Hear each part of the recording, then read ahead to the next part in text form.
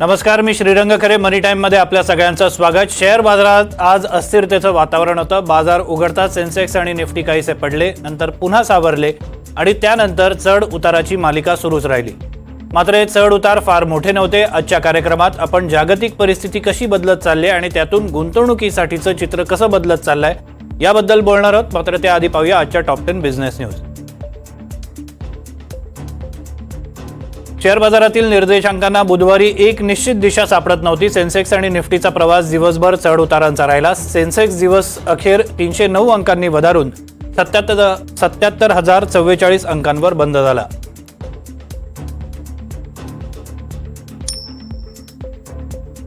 निफ्टीने बुधवारी 23,372 अंकांपर्यंत चढाई केली होती. मात्र ही पोझिशन निफ्टी फार काळ टिकवू शकला नाही. दिवस अखेर निफ्टी 108 अंकांनी वधारून 23,437 अंकांवर बंद झाला. बुधवारी जेन्सोल इंजिनिअरिंगच्या शेअर्सला लोअर सर्किट लागलं. बुधवारी या शेअरची किंमत 5% घसरली होती. या शेअरची किंमत 122 रुपयेच्या नीचांकी पातळीवर पोहोचली. सेबीनं या कंपनीच्या प्रवर्तकांच्या विरोधात केलेल्या कारवाईमुळे ही घसरण पाहायला मिळाली. जीक्यूजी पार्टनर्सने अदानी समूहातील 5 कंपन्यांमधील आपली गुंतवणूक वाढवली. LICनं देखील अदानी समूहातील 3 कंपन्यांमधील गुंतवणूक वाढवली आहे. लांब पल्ल्यांच्या गाड्यांमध्ये देखील आता ATM सुविधा सुरू करण्यात आली. नांदेड मुंबई पंचवटी एक्सप्रेसमध्ये प्रायोगिक तत्वावर पहिलं ATM मशीन लावण्यात आलं आहे.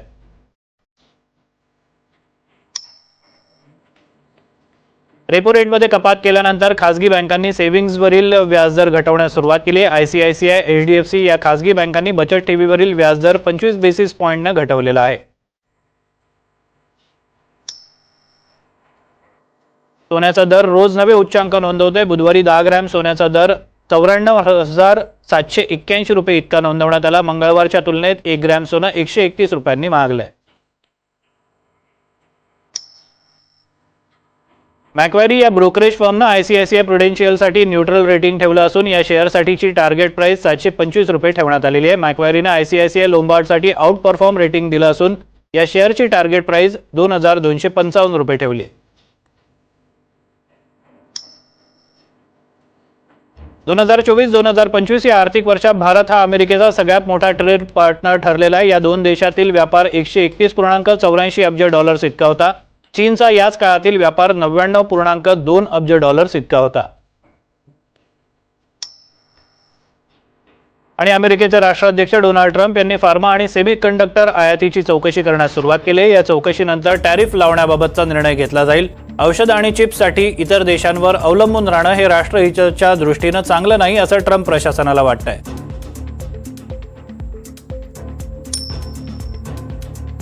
आणि आपल्यासोबत स्टुडिओमध्ये आहेत मंदार जोशी. आंतरराष्ट्रीय घडामोडींचे ते अभ्यासक आहेत आणि बारकाईनं ते या सगळ्या परिस्थितीवर लक्ष ठेवून असतात. विविध समाज माध्यमांवर ते याबद्दल सातत्यानं लिहित देखील असतात. मंदारजी, तुमचं स्वागत आहे. सगळ्यात पहिला प्रश्न, जागतिक बाजारात जेव्हा तुम्ही जाता किंवा विविध देशांमध्ये जाता, इतर देशांचा भारताकडे सध्याच्या परिस्थितीत बघण्याचा दृष्टिकोन हा कसा वाटतोय? सध्याच्या परिस्थितीत आता सगळंच दोलायमान झालेलं आहे वर्ल्ड ओव्हर. ट्रम्प साहेबांनी जेव्हा टॅरिफ वॉर सुरू केलं आहे तेव्हापासनं. पण ओव्हरऑल तुम्ही जर का लॉंग टर्म व्ह्यू घेतला इन्स्टिट्यूशनल इन्व्हेस्टर्सचा, तर भारताकडे बघण्याचा दृष्टिकोन हा नेहमीच पॉझिटिव्ह असतो. 2-3 गोष्टी आपल्या हितासाठी किंवा आपल्या स्टॉक मार्केटच्या चांगल्या बाबी दाखवतात. पहिली गोष्ट म्हणजे फॉरेन इन्स्टिट्यूशनल इन्व्हेस्टर्स किंवा फॉरेन इन्व्हेस्टर जेव्हा कोणत्याही भारतात येतात किंवा कोणत्याही दुसऱ्या देशात गुंतवणूक करतात, पहिली गोष्ट ते बघतात ती म्हणजे आर्थिक प्रगती. बरोबर. आज तुम्ही लार्ज इकॉनॉमीजचा विचार केला वर्ल्ड ओव्हर, तर 6% जास्त GDPचा ग्रोथ रेट हा कन्सिस्टंटली जवळजवळ 20 वर्ष, 5-10 नाही 20 वर्ष देणारा एकमेव देश हा भारत आहे. ओके. चायनाही देऊ शकलेला नाही आहे. बाकी तर युरोपियन किंवा अमेरिकन इकॉनॉमीज देऊ शकलेलं नाही. ही नंबर 1 गोष्ट झाली. दुसरी गोष्ट ते बघतात पॉलिटिकल स्टॅबिलिटी, राजकीय स्थैर्य. आपल्याकडे आता गेले 10 वर्ष एकच सरकार आहे, बहुमताने निवडून येत आहे. खूप प्रो डेव्हलपमेंट सरकार म्हणून जगभर ख्याती पावलेलं आहे. त्यामुळे ही एक दुसरी गोष्ट आपल्या जमेची बाजू जाते. आणि त्यापेक्षा जास्त म्हणजे तिसरी गोष्ट इज आपले सेन्सेक्स किंवा निफ्टी किंवा ह्याचं जो स्टॉक मार्केट आहे ह्याच्यात पोटेन्शियल अजूनही लोकांना खूप वाटतं जास्त. सो जास्तीत जास्त लोक आता डीमॅट वापरायला लागलेत, जास्त जास्त इन्व्हेस्टर्स बेट घ्यायला लागलेली आहेत. IPOs तुम्ही जर का बघितलं, आज number of companies who are doing IPOs today versus 10 years back, 10 वर्षापूर्वी प्रचंड मोठी वाढ झालेली आहे. सो ह्या सगळ्या गोष्टी ह्या लॉंग टर्ममध्ये इन्स्टिट्यूशनल इन्व्हेस्टरला पॉझिटिव्ह आउटलुक देतात नक्कीच. बरं, तुम्ही अमेरिकेने जेव्हापासून टॅरिफ वॉर सुरू केलं त्याच्याबद्दल बरंच लिहिलेलं आहे, लिंक्डइनवर तुमचे लेख आम्ही वाचलेले आहेत. तर त्या दृष्टीनं जर विचार केला तर भारतामध्ये जी घबराट निर्माण झालेली आहे किंवा भीती निर्माण झालेली आहे ती वाजवी वाटते तुम्हाला? वाजवी नाही आहे.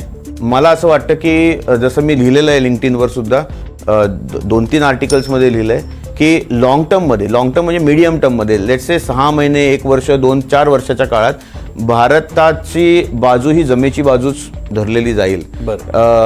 आणि तुम्ही आज सुद्धा पाहिलं तर आपण म्हणतोय की शेअर बाजार कोसळला आणि हे 2 एप्रिलला जेव्हा टॅरिफ्स आले 7600 सेन्सेक्स होता. तुम्ही आत्ताच मी पाहिलं बातम्यांमध्ये अनाऊन्स केलं 77,000. बरोबर. 23,000 माझ्यामध्ये 23,300 निफ्टी होता, 23,400 आज बरोबर झालेला आहे. वर्सेस तुम्ही आता NYSE बघा, न्यूयॉर्क स्टॉक एक्सचेंजचा जो इंडेक्स आहे NYSE, तो तेव्हा 19,500 होता, आज 18,400. अच्छा. सो आपले इंडेक्स थोडेसे पडून परत वधारून इनफॅक्ट जास्त झालेले 2 एप्रिलपेक्षा आज. पण न्यूयॉर्क स्टॉक एक्सचेंज तर खाली खालीच चाललेलं आहे. आणि आता मी जसं एका ह्याच्यात आर्टिकलमध्ये लिहिलं होतं की हे जे काही टॅरिफ्स आहेत 6 महिने ते 1 वर्षात बरेचसे टॅरिफ्स कॅन्सल होतील. मिस्टर ट्रम्प यांनी 6 महिने सुद्धा घेतलेले नाहीत, त्यांनी टॅरिफ्स अनाऊन्स केले आणि इमिजिएटली सांगितलं 90 दिवसाचा मी ह्याच्यावरती स्टे देतोय चायना सोडून इतरांवर. कालच अनाऊन्समेंट आली आता की इलेक्ट्रॉनिक्स जेव्हा चायनाकडनं येतील तेव्हा इलेक्ट्रॉनिक्सवर हे टॅरिफ ॲप्लिकेबल होणार नाही. बरोबर आहे. त्यामुळे आणि चायना तर आता रिटॅलिएटरी टॅरिफ त्यांना देतच आहे. ह्या सगळ्यात जेव्हा वॉर होतं तेव्हा नेहमी जागतिक कंपन्यांची, अमेरिकन कंपन्यांची पॉलिसी नेहमी China+1 अशी असते. चायनामध्ये आमचं मॅन्युफॅक्चरिंग आहे पण आम्हाला चायनाबरोबर एक जोडीदार हवा आहे आणि तो जोडीदार म्हणून भारताला आज दुसरा पर्याय नाही. व्हिएतनाम वगैरे बाकी देश आहेत पण भारता एवढा मोठा पर्याय दुसरा कोणाकडेही नाही आहे. सो अमेरिका आणि चायना यांचं जेव्हा ट्रेड वॉर होईल नक्कीच भारताला आता ऑलरेडी बेनिफिट व्हायला लागला आहे आणि बेनिफिट होत राहील. पण तुम्ही जी China+1ची भूमिका बाकीचे देश मांडतात तेव्हा भारताकडे बघण्याचा विश्वासू पार्टनर म्हणून दृष्टिकोन अधिक बळकट होत चाललेला आहे. नक्कीच. आणि त्याची काय कारणं असतात? त्याची कारणं दोन्हीकडे आहेत. एकतर चीन ची विश्वासार्हता खूपच कमी आहे. चीननी असंख्य ॲग्रीमेंट्स, ट्रेड ॲग्रीमेंट्स अमेरिकेशी सुद्धा केलेली आहेत. ट्रम्प साहेबांच्या पहिल्या कार्यकाळात चीननी ट्रेड ॲग्रीमेंट्स जी केलेली होती ती चीननी फॉलो थ्रू केली नाहीत. सो ॲग्रीमेंट्स करून त्याप्रमाणे न वागणे हे चीननी सगळ्या देशांना दाखवून दिलं आहे. कम्पेअर्ड टू दॅट तुम्ही जर का इंडियाचं बघितलं तर आज मोदीजींचं सरकार असेल किंवा इंडियाचं साधारण सुद्धा सरकार असेल तर आपली लोकशाही, आपली पॉलिटिकल स्टॅबिलिटी, आपले एथिकल व्हॅल्यूज या जगभरात प्रशंसल्या जातात आणि त्याप्रमाणेच आपण फॉलो थ्रू करतो. आपण फार कमी वेळेला असं झालं असेल आपण ॲग्रीमेंट साईन केलं आणि फॉलो थ्रू केलं नाही. सो विश्वासार्हता पहिल्यापासून आहे आणि त्याशिवाय जसं मी म्हणलं आता पॉलिटिकल स्टॅबिलिटी सुद्धा आली. करन्सी तुम्ही जर का बघितला $US to Indian rupee almost 6 महिने 1 वर्षापूर्वी जो होता त्याच्याकडे आता परत जायला लागला. थोडा 87-88ला जाऊन परत आता मागे जायला लागला. परत मजबूत झाला 6 पैशांनी वगैरे परत मजबूत झालेला आहे. सो आपण जातोय या सगळ्या व्हॉलॅटिलिटीमध्ये परत आपण मूळ पदाला जातोय. विश्वासार्हता आपली कायम आहेच.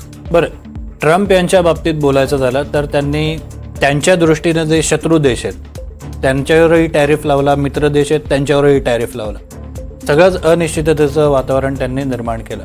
आता जेव्हा अशी परिस्थिती निर्माण होते, एक अमेरिकेसारखा मोठा देश, जागतिक अर्थव्यवस्था, महासत्ता वगैरे ज्याला म्हटलं, जेव्हा असा निर्णय घेतो तेव्हा परदेशी गुंतवणूकदारांच्या दृष्टीनं अमेरिकेकडे बघण्याचा दृष्टिकोन आणि इतर देशांकडे बघण्याचा दृष्टिकोन हा नेमका कसा असतो? तो बदलत जातो का अमेरिका ही त्यांच्यासाठी अजूनही चांगली सोन्याची कोंबडी अशीच त्यांना वाटते? अमेरिका ही सोन्याची कोंबडी आहे कारण की ती बाजारपेठ किंवा ते मार्केटच खूप मोठं आहे. तो देशाची इकॉनॉमीच खूप मोठी आहे. ट्रम्प प्रेसिडेंट झाल्यापासून ती विश्वासार्हता नक्कीच कमी होतीये. जसं तुम्ही म्हणला आता ट्रम्प साहेबांना शत्रू मित्र काहीच दिसत नाही. त्यांनी सगळ्यांच्याच त्या ह्याच्यात इन्क्लूड केलेलं आहे. चायना त्यांचा विशेष शत्रू आहे त्यामुळे त्यांच्यावर त्यांचा विशेष डोळा असतो, विशेष प्रेम असतंच. पण अदरवाईज ऑल्सो त्यांनी तसं काही ठेवलेलं नाही आहे.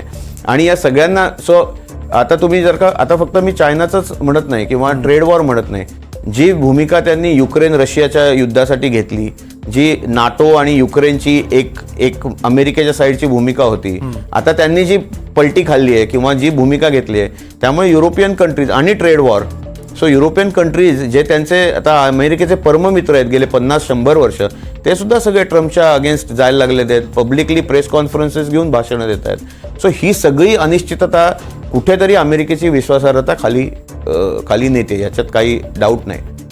बरं, तज्ज्ञांनी आपल्या शोमध्ये अनेकदा सांगितलेलं आहे की भारतासाठी ही जी परिस्थिती निर्माण झालेली, नवीन बाजारपेठा उघडण्याची ही संधी आहे. खास करून युरोप हा त्यांच्यासाठी एक चांगला पर्याय असू शकतो. त्यांच्यावर ट्रेड ॲग्रीमेंट झाले काही, तर आपल्याला तो चांगला ऑप्शन असू शकतो. ही खरोखर भारतासाठी सुसंधी आहे आणि त्यासाठी भारत काही प्रयत्न करताना आपल्याला बघायला मिळतो.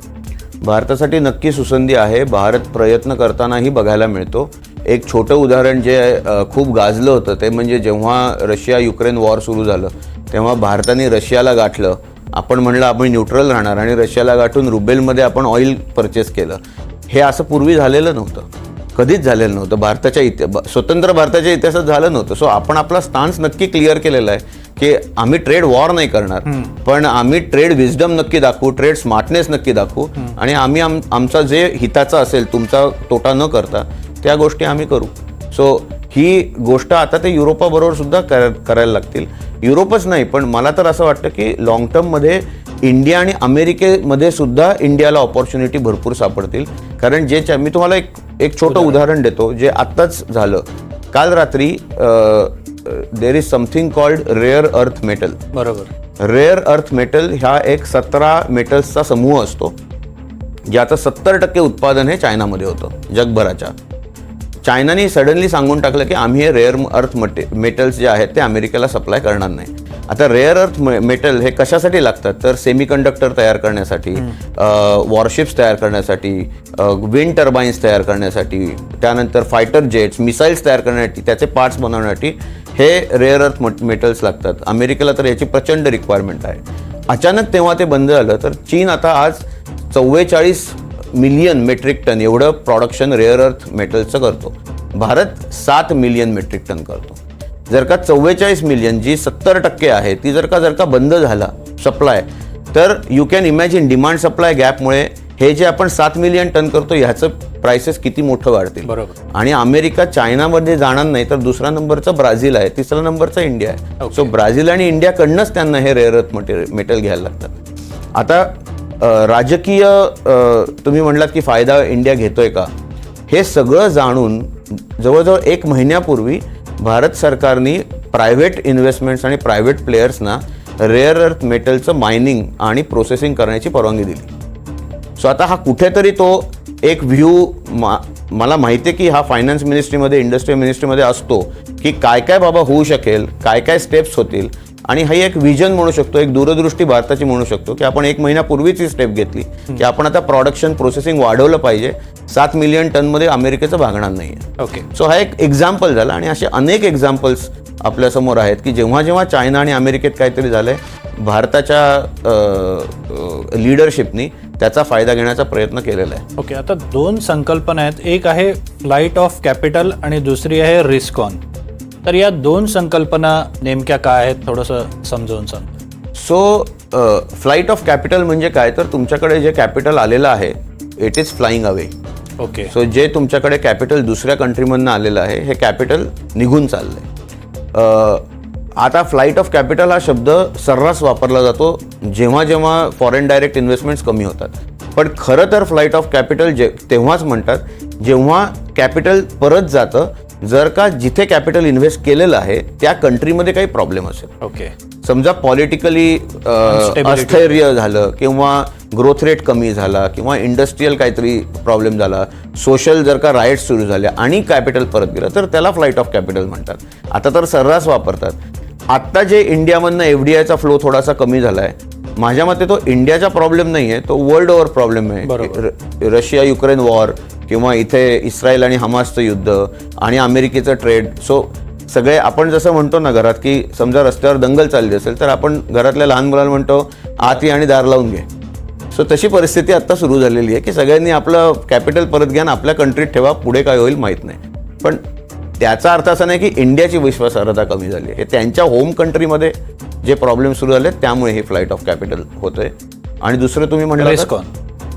सो रिस्क ऑन म्हणजे basically a positive attitude. So risk on आणि रिस्क ऑफ असं असतं. सो रिस्क ऑन म्हणजे I can take the risk. बरोबर. I can take a risky bet. I see a big valuation in the long term. So I am taking a risky bet in investing in any company, any country. So सध्या risk ऑनचं वातावरण इंडियात दिसतं. Risk off म्हणजे I am not taking any risk, I am off the risk. Okay. आता मगाशी आपण उल्लेख केला डॉलरच्या तुलनेत रुपया हळूहळू मजबूत होतोय. आधीच्या पातळीवर तो हळूहळू पोहोचताना आपल्याला बघायला मिळतं. अगदी पूर्वपदावर नाही पण हळूहळू वधारतोय. तर जी गुंतवणूक भारताच्या बाहेर जाते किंवा जे कॅपिटल भारताच्या बाहेर गेलेलं होतं विविध कारणांमुळे, रुपया मजबूत होताना ते कॅपिटल पुन्हा भारतात येण्यास मदत व्हायला सुरुवात होईल का? आणि जो परदेशी गुंतवणूकदार होता तो भारतात पुन्हा यायला सुरुवात होईल का? आणि त्याचं आकर्षण हे पुन्हा भारत होईल का? उत्तर हो आहे.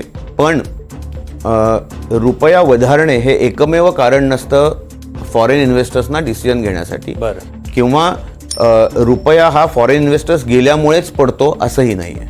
सो रुपया पडण्याची अनेक कारणं आहेत. इम्पोर्ट एक्सपोर्टमधली गॅप असते, आपला GDP वर्सेस इन्व्हेस्टरचा GDP त्याच्या होम कंट्रीमधला ह्याची गॅप असते, आपला इन्फ्लेशन रेट वर्सेस इन्व्हेस्टर्सच्या होम कंट्रीमधला इन्फ्लेशन रेट ह्याची गॅप असते. सो अनेक कारणांमुळे रुपयाचे चढउतार होतात.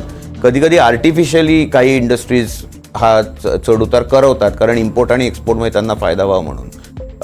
पण रुपया जेव्हा परत आपल्या मूळ पातळीवर जातोय तेव्हा डेफिनेटली फॉरेन इन्व्हेस्टर्सचं आकर्षण अजून वाढतं. एक स्टॅबिलिटी त्यांना हवी असते. रुपया वरती जातोय खाली जातोय हे त्यांना नको असतं की रुपया स्टेबल राहावा. सो आता आपण दाखवतोय की आम्ही थोडेसे पडलो पण आता आम्ही परत मागे जातोय. सो स्टॅबिलिटी आम्ही मेंटेन करू. तो हा एक जो आत्मविश्वास आहे, हा एक जो कॉन्फिडन्स आहे तो नक्कीच इन्व्हेस्टर्सना आता येईल आणि भारत अजून आकर्षक होईल. ओके. अनेकांना असं वाटतंय की डोनाल्ड ट्रम्प यांनी घेतलेले निर्णय हे आताताईपणे घेतलेले निर्णय होते. अमेरिकेवर महागाईचं संकट आधीच ओढवलेलं आहे, मंदीचंही संकट त्यांच्यावर निर्माण होत आहे. जेव्हा अमेरिकेसारख्या देशाची अर्थव्यवस्था ही अशा पद्धतीनं संकटात सापडताना दिसते, त्या परिस्थितीमध्ये भारतासारख्या देशावर त्याचा नेमका काय परिणाम होणं अपेक्षित आहे? कारण आधी असं चित्र होतं की अमेरिका पडते तेव्हा बाकीच्या सगळ्यांना फटका बसतो भारतासकट. आता नेमकं काय होईल? आता ही परिस्थिती तीच आहे. आपण जेव्हा मोदीजींनी आत्मनिर्भर भारतचा नारा दिला होता त्यानंतर किंवा मेक इन इंडिया, त्यानंतर परिस्थिती सुधारलेली आहे की आपण अमेरिकेवरचा डिपेंडन्स कमी केला. इनफॅक्ट बाकी कंट्रीजवरचा डिपेंडन्स कमी केला. आपल्या देशात मॅन्युफॅक्चरिंग, आपल्या देशात बाजारपेठ शोधायला लागलो. त्यामुळे इम्पॅक्ट आता कमी होईल. मात्र आजसुद्धा अमेरिका ही जगातली नंबर 1ची अर्थव्यवस्था आहे, सगळ्यात मोठं मार्केट आहे आणि समवेअर तो US डॉलर किती त्याचं महत्त्व कमी जास्त होऊ दे पण US डॉलर ही करन्सी जगातली सगळ्यात महत्त्वाची कंपनी आहे. ह्याच्यासाठी काही डाऊट नाही आहे, याच्याबद्दल काहीच डाऊट नाही. त्यामुळे अमेरिकेत काहीतरी दोलायमान परिस्थिती झाली की त्याचा इम्पॅक्ट हा नक्की भारतावर होतो. फक्त 10-20 वर्षापूर्वी जेवढा व्हायचा त्याच्यापेक्षा आता कमी होईल, त्याची इंटेन्सिटी कमी होईल असं मला वाटतं. अनेकदा अशी टीका केली जाते, अर्थात ती टीका ही राजकीय अंगाने जास्त केल्याचं आपल्याला बघायला मिळतं. जेव्हा डोनाल्ड ट्रम्प म्हणतात की इतर देशांनी आमच्यासोबत वाटाघाटीसाठी समोर यावं, तेव्हा भारत एक तडजोडीची भूमिका घेताना दिसतो. तर ही तडजोडीची भूमिका घेणं यात काही वावगं आहे का? तडजोडीची भूमिका परिस्थिती ठरवते की तुम्ही किती स्ट्रॉंग आहात किंवा तुम्ही किती वीक आहात. त्याच्यावरती तडजोडीची भूमिका घेणं का न घेणं हे शहाणपणाचं ठरेल, ही ती परिस्थिती ठरवते. आज तुम्ही जर का बघितलं तर 2 एप्रिलला जेव्हा ते ट्रम्पनी अनाऊन्समेंट केले, भारताने त्यांना नाही अप्रोच केलं की आमचं काही करा. भारत आत्तासुद्धा स्थिरपणे फक्त बघतोय की काय गंमत चाललेली आहे. चायना दररोज एक सकाळी अनाऊन्समेंट होते चायनाची, रात्री तिकडे सकाळ झाल्यावर अमेरिकेची होते आणि भारत फक्त बघतोय की ह्याच्यात काय आपल्याला फायदा करून घेता येईल. सो अजूनही तडजोडीची भूमिका भारत घेणार नाही. घ्यायची वेळ आली तर ते जी स्मार्ट मूव्ह असेल ती आपण करू, पण मला नाही वाटत की आत्ता ती करण्याची गरज आहे. इनफॅक्ट तुम्ही चायनाकडनं बघितलं तर आत्ता सी जिनपिंग व्हिएतनामला गेलेले आहेत, त्यानंतर ते इंडोनेशियाला जाणार आहेत, मलेशियाला जाणार आहेत. सो यूएसचे जे टॅरिफ आहेत तर यूएसला सप्लाय न करता जर का मी बाकी बाजारपेठा बघू शकलो, हे सी जिनपिंग बघतायत स्वतः. सो भारतही तेच करेल इव्हेंच्युअली. भारतही जसं तुम्ही आता युरोपचं उदाहरण दिलं, तर भारतही युरोपकडे बघायला जास्त प्रकर्षाने सुरुवात करेल. बरं, ही जी परिस्थिती निर्माण झालेली आहे, आपण आखाती देश एक उदाहरण म्हणून घेऊया. आखाती देशांमध्ये भारताबद्दलची नेमकी काय चर्चा चालू आहे? कारण तुम्ही आखाती देशांमध्ये ये जा करत असतात, तुमचे अनेक तिकडे मित्र आहेत ज्यांच्याशी बोलणं होत असेल. इतर देशात आपल्या भारताबद्दल नेमकं काय चित्र सध्या निर्माण झालेलं आपल्याला बघायला मिळतंय? सो मोदींचे पर्सनल रिलेशनशिप, वैयक्तिक संबंध हे सर्व राजकीय नेत्यांशी चांगले आहेत. सगळ्या देशांचे, सगळ्याच देशांचे चांगले आहेत. खास करून क्राऊन प्रिन्स मोहम्मद बिन सलमान, सौदी अरेबियाचा क्राऊन प्रिन्स, अल नाहियान, मोहम्मद अल नाहियान जो अबुधाबीचा किंवा UAEचा राजा आहे किंवा क्राऊन प्रिन्स आहे, अल मक्तूम. सो आत्ता हमदान आलेले होते भारतात आणि आत्ताच त्यांनी $100 बिलियन आपण इन्व्हेस्ट करू म्हणून सांगितलं होतं. मोहम्मद बिन सलमानने सुद्धा क्राऊन प्रिन्स झाल्यानंतर मोठमोठ्या इन्व्हेस्टमेंट्स अनाऊन्स केलेल्या आहेत आणि भारताकडे बघायचा दृष्टिकोन त्यांचा अतिशय पहिल्यापासून पॉझिटिव्ह आहे आखाती देशांचा. आपले त्यांच्याशी सो भारत स्वतंत्र होण्याआधी आणि हे आखाती देश ॲक्च्युली बनण्याआधीपासनं भारत त्यांना रेशीम किंवा मसाले हे विकतोय. म्हणजे याला आता मला माहित नाही किती शतकं झाली, बरोबर, आणि आता ते आपल्याला गेलं 50 वर्ष ऑइल विकतायत. सो आपला हा ट्रेड किंवा आपले हितसंबंध हे त्यांच्याशी कायम पहिल्यापासूनच आहेत आणि आता तर खूप चांगले दृढ झालेले आहेत. इंटरनॅशनल रिलेशन्समध्ये असं होतं की आपण जेव्हा स्ट्रॉंग होतो तेव्हा आपला रिस्पेक्टही वाढतो. सो आता आपण जसे जसे आपली इकॉनॉमी स्ट्रॉंग व्हायला लागलेली आहे तसं आपल्याबद्दलचं प्रेम, आपल्याबद्दलचा आदर आपसुकच सगळ्याच देशांमध्ये वाढलाय, तसं आखाती देशांमध्येही वाढलेला आहे. ओके, धन्यवाद जोशी साहेब तुम्ही दिलेल्या या संपूर्ण माहितीसाठी. आपण भारत नेमका या सगळ्या परिस्थितीमध्ये कुठे उभा आहे हे जाणून घेण्याचा प्रयत्न करत होतो आणि भारताची परिस्थिती ही उत्तम आहे, ती अशीच राहावी अशी सगळेजण प्रार्थना करतायत. आता आंतरराष्ट्रीय परिस्थिती नेमकी कशी बदलत जाते आणि त्याचा परिणाम काय होतो या सगळ्या गोष्टी नंतर आपल्याला पाहायला लागतील. या कार्यक्रमात इथेच थांबूया. तुम्ही पाहता NDTV मराठी.